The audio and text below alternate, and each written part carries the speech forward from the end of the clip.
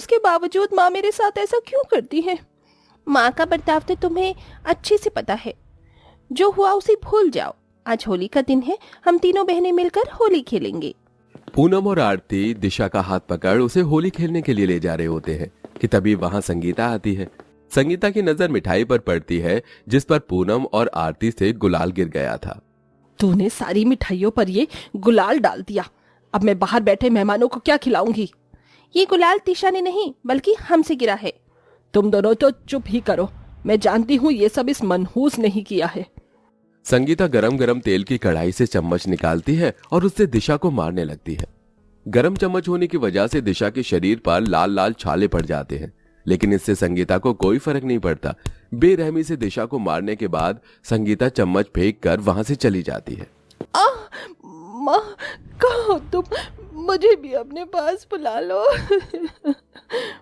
हमें माफ कर दो, ये सब हमारी वजह से हुआ है। ना हम तुम्हें रंग लगाते और ना ये रंग मिठाइयों पर गिरता। आरती दिशा को उठाती है और कमरे में ले जाकर उसके जख्मों पर दवाई लगाती है। ये देखो मैं क्या लेकर आई हूँ, तुम्हारी मनपसंद गुजिया। तुम्हें याद है बचपन से हम तीनों मिलकर कैसे गुजिया चुरा कर खाते थे? हाँ, और काफी सारी मिठाइयाँ भी। मुझे तो बचपन की बहुत याद आती है।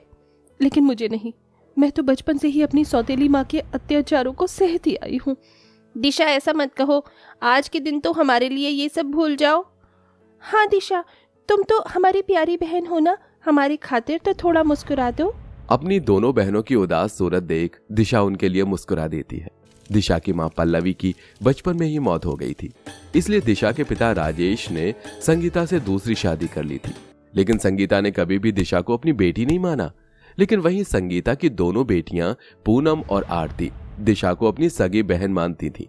सौतेली होने के बावजूद भी तीनों बहनों में सगी बहनों जैसा प्यार था। देखो संगीता, तीनों बेटियों के लिए कितने अच्छे रिश्ते लेकर आया हूँ। ये तीनों ही लड़के अमीर घरानों से हैं। हमारी तीनों बेटियां शादी के बाद यहाँ राज करेंगी।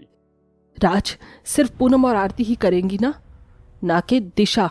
दिशा का रिश्ता आप किसी गरीब घर में करिए। संगीता, ये तुम क्या कह रही हो? अगर आपने दिशा का रिश्ता गरीब घर में नहीं किया तो इन तीनों की डोली उठने से पहले इस घर से मेरी अर्थी उठेगी। संगीता की धमकी सुन राजेश को ना चाहते हुए भी दिशा के लिए गरीब घर में रिश्ता देखना पड़ता है।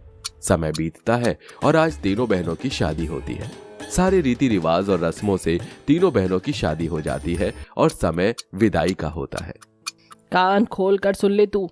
अब कभी भी ना ही तो पूनम और आरती से मिलेगी और ना ही कभी इन्हें ये पता चलने देगी कि तेरी शादी हमने एक गरीब घर में की है। तुझे कसम है अपनी इन दोनों बहनों की। ऐसा मत करिए, मुझे मेरी बहनों की कसम मत दीजिए। मैं कभी भी इन्हें कुछ नहीं बताऊंगी और न ही कभी इनसे मिलूंगी। दिशा आखिरी बार अपनी दोनों बहनों के गले लगती है और उनसे विदा लेकर अपने गरीब ससुराल आ जाती है। वहीं पूनम और आरती की शादी एक ही घर में होती है, जहां दोनों बहनें ऐशो आराम से अपनी जिंदगी जीती हैं। लेकिन वहीं बेचारी दिशा का हर एक दिन किसी संघर्ष से कम नहीं था। ऐसे ही समय गुजरता है और अब पूरे 7 साल गुजर जाते हैं।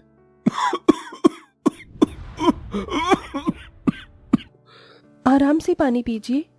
मुझे माफ कर देना, मैं तुम्हें एक अच्छी जिंदगी नहीं दे पाया और ना ही खुशी। गरीबी में क्या तुम मुश्किल से दिन कम काट रही थी जो भगवान ने मेरे साथ ये हादसा कर दिया। ऐसा मत कहिए, मैं इस गरीबी में आपकी और बच्चों के साथ रूखी सूखी खाकर भी खुश हूँ। मुझे और कुछ नहीं चाहिए। कुछ महीने पहले अनमोल की दुर्घटना में एक पैर बुरी तरह से घायल हो गया था, जिसके चलते डॉक्टर को अनमोल का एक पैर काटना पड़ा था। जिसके चलते दिशा को अपने पति और बच्चों का पेट भरने के लिए लोगों के घरों में नौकरानी का काम करना पड़ता था। माँ, 3 हफ्ते बाद होली है। इस बार तो आप हमें होली पर नए कपड़े, रंग, पिचकारी, मिठाइयाँ ये सब दिलाओगी ना? पिछली बार सभी बच्चों ने हमारा बहुत मजाक उड़ाया था। नहीं मेरे बच्चों, इस बार वो लोग तुम्हारा मजाक नहीं उड़ाएंगे और तुम लोग भी उनकी तरह होली मनाओगे। अपनी माँ की बात सुन दोनों बच्चे खुशी से उछलने कूदने लगते हैं, जिसके बाद दिशा अपनी नौकरानी के काम के लिए निकल जाती है। मालकिन, कुछ हफ्तों में होली है, क्या मुझे कुछ पैसे एडवांस मिल सकते थे? बच्चों के लिए होली का सामान लाना है। एक काम कर, 2000 रुपये रख और कल से नौकरी पर आने की कोई जरूरत नहीं है। लेकिन क्यों मालकिन, मुझसे कोई गलती हुई क्या? जितनी सैलरी तू हमसे लेती है उससे आधी सैलरी में मुझे नौकरानी मिल चुकी है। इसलिए तुझे कल से काम पर आने की कोई जरूरत नहीं है। नहीं मालकिन, ऐसा मत कीजिए। अगर आप मुझे काम से निकाल देंगे तो मैं कहाँ जाऊंगी? मेरे बच्चे और पति का पेट में कैसे भरूंगी? मुझे नहीं पता, लेकिन तू कल से काम पर नहीं आएगी। दिशा आंखों में आंसू लिए सीधा अपने घर आ जाती है और सारी बात अनमोल को बताती है। अब हम लोग क्या करेंगे दिशा? अगर भगवान ने मुझे अपाहिज न बनाया होता तो आज ये दिन तुम्हें देखना न पड़ता। आप ऐसा क्यों कहते हैं? सब कुछ ठीक होगा। समय बीतने के साथ साथ होली के दिन भी करीब आ रहे होते हैं, जिससे अब दिशा को अपने दोनों बच्चों की फिक्र सता रही होती है। अब मैं क्या करूं? मुझे तो कुछ समझ नहीं आ रहा है। कहीं पर भी काम नहीं मिल रहा है। हे भगवान, अब तुम ही चमत्कार दिखाओ। दिशा अपने आंगन में बैठकर यह सोच ही रही होती है कि तभी उसकी नजर सामने वाले मार्केट पर जाती है, जहां वो देखती है कि होली के आने की खुशी में हर कोई होली के सामानों को बेच रहा है, जिसे देखकर ये क्या? ये मैंने पहले क्यों नहीं सोचा? मालकिन ने जो पैसे दिए थे, अभी भी उसमें से थोड़े पैसे बचे हैं। मैं उन पैसों से थोड़ा बहुत होली का सामान ले आऊंगी और उसे बेचूंगी। क्या पता इन लोगों की तरह मेरी भी कमाई होने लगे। उन पैसों की मदद से दिशा होली के लिए सारा सामान ले आती है। माँ, सारा सामान तो ले आई, लेकिन गुलाल तो कहीं नहीं दिख रहा। बेटा, गुलाल के लिए पैसे कम पड़ गए थे, इसलिए अब मैं गुलाल घर पर ही बनाऊंगी। दिशा राशन के डिब्बे में से थोड़ा सा आटा लेती है और उसके अंदर अपने आंगन के कुछ फूलों को तोड़कर उन्हें पीसकर उनका रंग आटे में मिला देती है, जिसके बाद उन्हें सुखाती है और उसे पीसकर घर में ही गुलाल बना लेती है और अब अपने दोनों बच्चों के साथ बाजार में होली का सामान बेचती है। गुलाल ले लो गुलाल, रंग बिरंगे गुलाल ले लो गुलाल। मार्केट में बहुत से लोग गुलाल पिचकारी बेचते हैं, जिसके चलते दिशा और उसके बच्चों की बहुत कम कमाई हो पाती थी। जहां दिशा अपने बच्चों के साथ होली मनाने के लिए इतना संघर्ष करती है, वहीं उसकी दोनों बहनें। पूनम, इतना समय हो गया है हमें दिशा से मिले हुए, मुझे उसकी बहुत याद आ रही नहीं रहती है। 10 सालों से मैं ही इस पते पर रहती हूँ, लेकिन माँ ने तो यही एड्रेस दिया था। लगता है अब पिताजी से ही दिशा का एड्रेस लेना होगा। आरती और पूनम सीधा राजेश के पास जाते हैं और दिशा का सही पता लेकर दिशा से मिलने के लिए निकल जाते हैं। मैं तो बहुत एक्साइटेड हूँ दिशा से मिलने के लिए। हमें देखकर वो कितनी ज्यादा खुश होगी ना।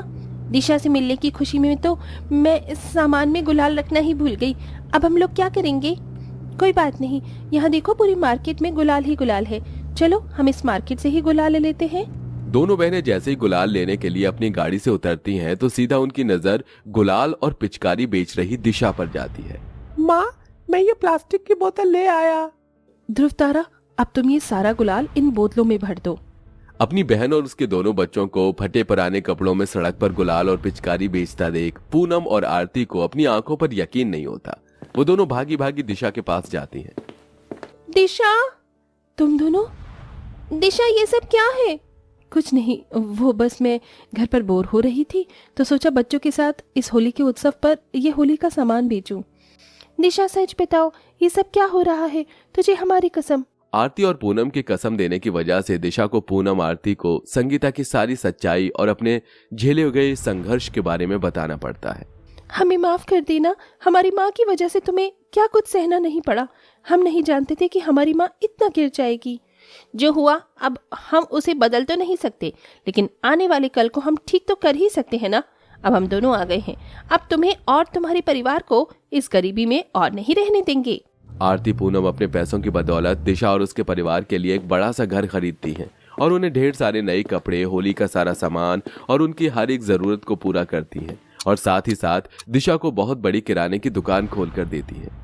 आज सिर्फ तुम दोनों की वजह से मेरे बच्चे नए कपड़े पहन पा रहे हैं, खाना खा पा रहे हैं और मेरे पूरे परिवार को इतनी अच्छी जिंदगी नसीब हुई है। हमारी माँ ने जो किया उसके बदले हम जितना भी करें उतना कम है। अब तुम्हें जिंदगी में कभी भी किसी चीज का